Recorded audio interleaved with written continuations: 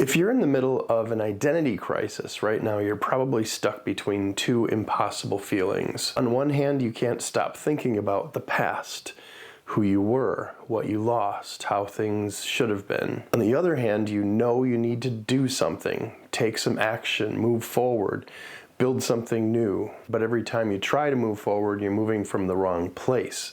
You're taking action from reactivity, from the old pattern, from the place of, I should have had it figured out by now. And that never works, because you can't move forward until you're actually here in the present moment.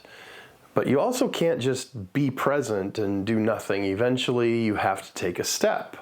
And that's what the move forward part of the C.A.L.M method is about. Taking action, but action that comes from present awareness, not from reactivity.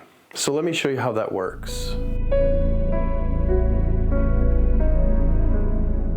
Most advice about moving forward falls into two camps. Camp 1 says take action, set goals, make a plan, do something, don't just sit there. Camp 2 says be present, don't force anything, just be with what is and trust the process. And if you're in an identity crisis, both of these feel impossible.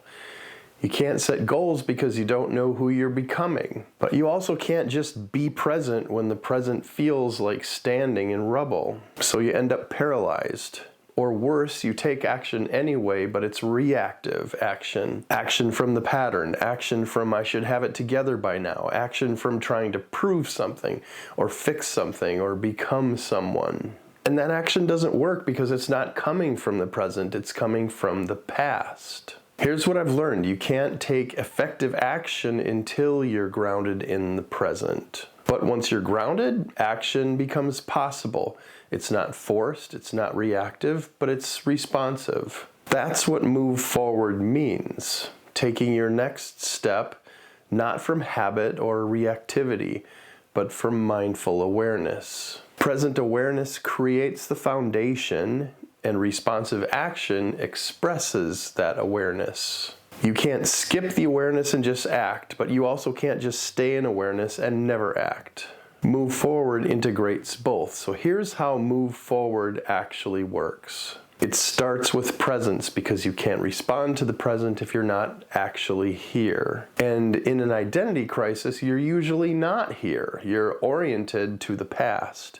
You define yourself by what you lost. You measure yourself against who you used to be. You replay what happened over and over. Now that's not wrong. That's grief. That's part of allowing. But if you just stay there, if you stay past focused, you can't take responsive action, because responsive action requires knowing what's real right now. Not what was real, not what should be real, what is real. So the first part of move forward is noticing, where is my attention right now? Am I oriented to the past, what was lost, what should have been? Or am I oriented to the present, what is, what's here, what I'm actually feeling right now? Just notice, no judgment. Most of the time you'll find I'm oriented to the past, and that's okay, that's normal. But once you notice it, you can ask, can I be here right now, in this moment, without that backstory? Not forever, just right now. Can I be present even for a few seconds without defining myself by what I lost? Sometimes the answer is no. The grief is too fresh. The past is too present. That's allowing. Stay with what's here. But sometimes, even just for a moment, the answer is yes. Yes, I can be here now. Yes, I can inhabit this moment without the past running. Yes, I can feel what I'm actually feeling right now, not what I was feeling back then. That presence is the foundation for move forward. You can't skip this step, because if you take action from past-focused orientation, it's reactive action. But if you take action from present-focused orientation, it's responsive action. And that makes all the difference. Once you're grounded in the present, even for a moment, then you can ask, what's my next step? Not what's my 5-year plan, not what should I do with my life, just what's my next step from here? And here's what changes when you ask that from present awareness instead of reactivity. Reactive action asks, what will fix this? What will prove that I'm okay? What will get me back to who I was? Responsive action asks, what does this moment actually call for? What aligns with what I value? What feels true right now? Let me give you an example from my own experience. When I left ministry, I had a strong reactive urge. Do something big. Prove that you're still valuable. Launch the next thing fast. That was reactive. That was coming from the old pattern of measuring worth by productivity. So I practiced move forward. First, present awareness. I noticed I was oriented to the past. I used to be a pastor, was running constantly in my mind, and I asked then, can I be here now without that story? Sometimes no, sometimes I needed to feel the grief. But sometimes yes, I could be present. I could feel what was actually here. Confusion, curiosity, exhaustion, and a small quiet pull toward writing. And then responsive action. From that present awareness, I asked, what's my next step? Not what's my new career, what's my purpose, how do I rebuild my life, just what's my next step from here? The answer was small.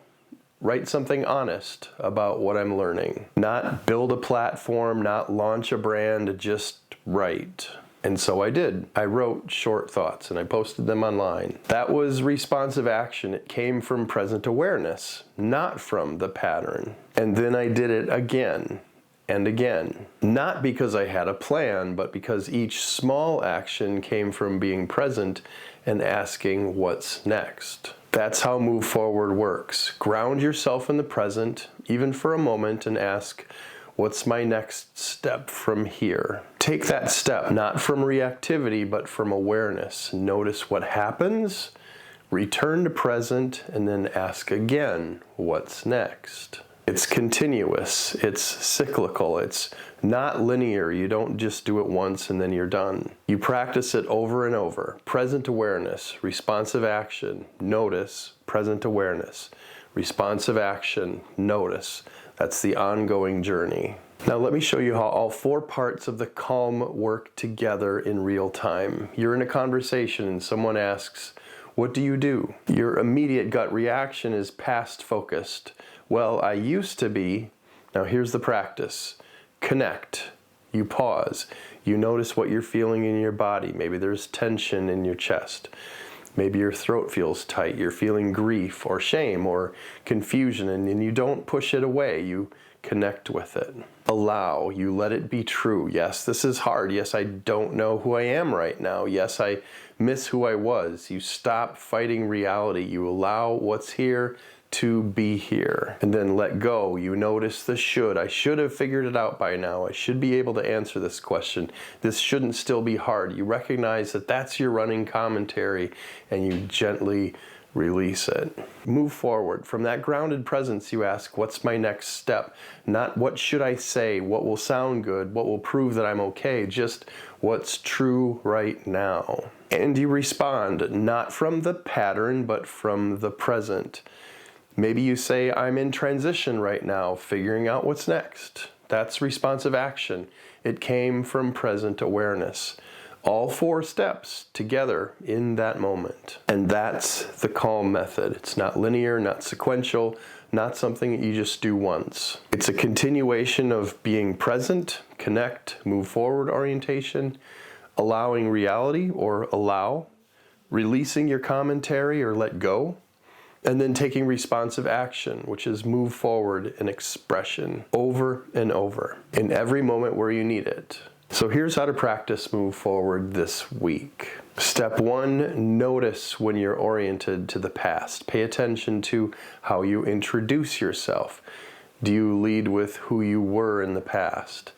How you make decisions based on who you were or who you are. What do you think about? Past events or present reality? Just notice. This is awareness. And then step 2, ask yourself, can I be here now? When you catch yourself past focused, pause and ask, can I be present in this moment without that story? If no, allow what's here. The grief needs space. If yes, stay present. Feel what's actually here now. Step 3, from presence, ask, what's my next step?